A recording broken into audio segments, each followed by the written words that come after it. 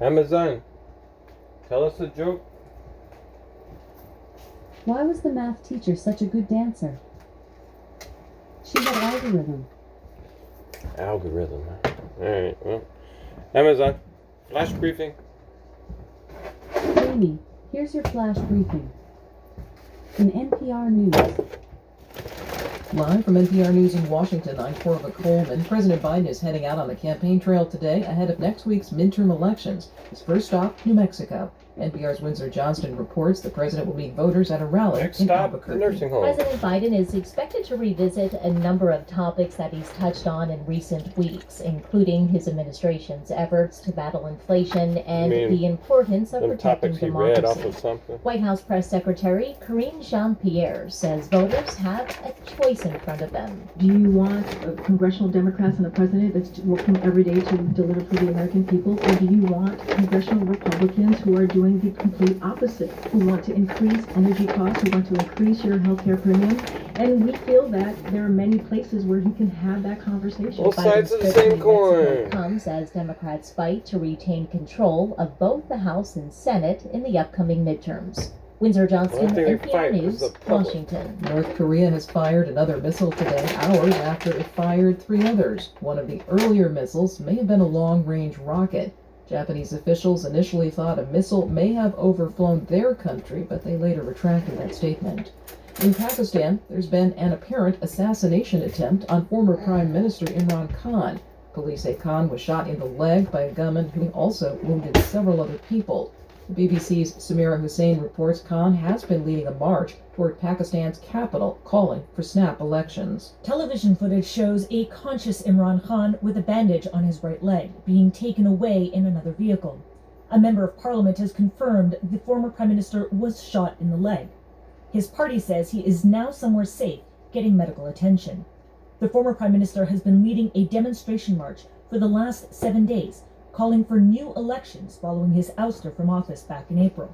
The government has repeatedly said it will hold elections next year as planned. The BBC's Samira Hussain reporting. Stocks opened lower this morning, extending Wednesday's sell-off. NPR's Scott Horsley reports the Dow Jones Industrial Average dropped more than 350 points in early trading. Stocks initially rallied yesterday when the Federal Reserve hinted it may soon slow the pace of interest rate hikes. But investors didn't about face when Fed Chairman Jerome Powell warned a slowdown does not mean rates are about to level off. Indeed, Powell says rates will likely have to go even higher than had been forecast. Well, we're going to hit you with it. We're going to slow down the interest rates. They're still going to increase, just not as fast as they were. The Bank of England followed the Fed today by raising its own benchmark interest rate by 3/4 But you're not smart enough to pick up on that with your ear, so you're just going to hear lower interest rates and think we're doing something. The Labor Department will set to report on October's job gains tomorrow. Yep. Scott Horsley, NPR News, Washington. On Wall Street, the Dow is now down about 300 But it's not points. lowering. This is NPR. We're still increasing. Officials in southern It's not Ukraine as big. say the troubled Zaporizhia nuclear power plant has been knocked offline again. The plant is using all of its backup diesel generators. The nuclear facility is run by Ukrainian workers, but it is controlled by Russian military forces. This has been the scene of risky fighting. UN nuclear officials have been trying to create a demilitarized zone around the nuclear facility. The Environmental Protection Agency says it will funnel more than $50 million into communities to help them monitor air pollution. From member station WWNO, Hallie Parker reports environmental advocates are energized. EPA officials say more than 100 communities across the country could benefit from an influx in federal money to help them understand what's in the air they breathe. Robert Taylor, a South Louisiana advocate fighting pollution from petrochemical plants, says the money is reinvigorating a decades-long fight in an area known as Cancer Alley. The onslaught of this chemical industry and Spring Hill, Louisiana. Look that up. Devastation We'll talk about in terms of the health of our community was being ignored, and the people here now do have hope. Money to fund the community air monitoring projects will come from the Inflation Reduction Act and American Rescue Plan.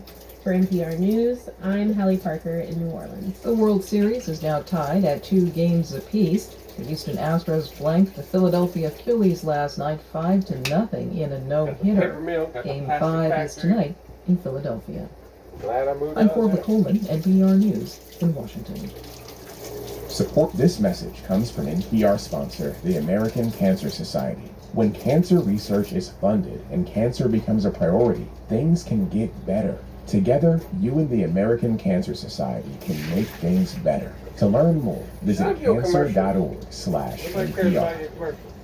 In NASA news, NASA will host a media teleconference at 1 p.m. EST Wednesday, November 9th to discuss the hardware, technology demonstrations, and science experiments headed to the International Space Station aboard SpaceX's 26th commercial resupply mission for the agency.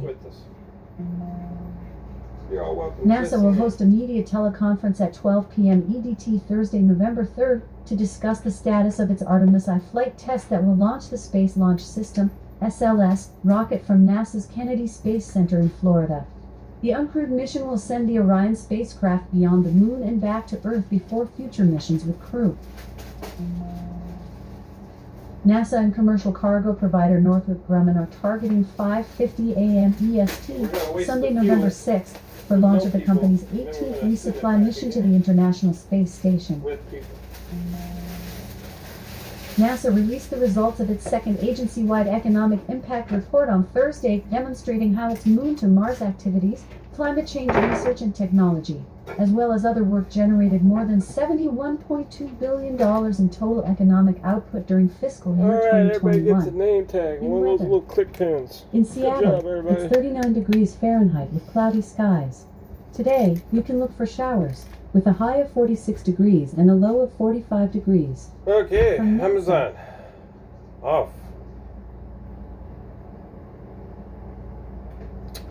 Alright, everyone. Enjoy your day wherever you are. Peace.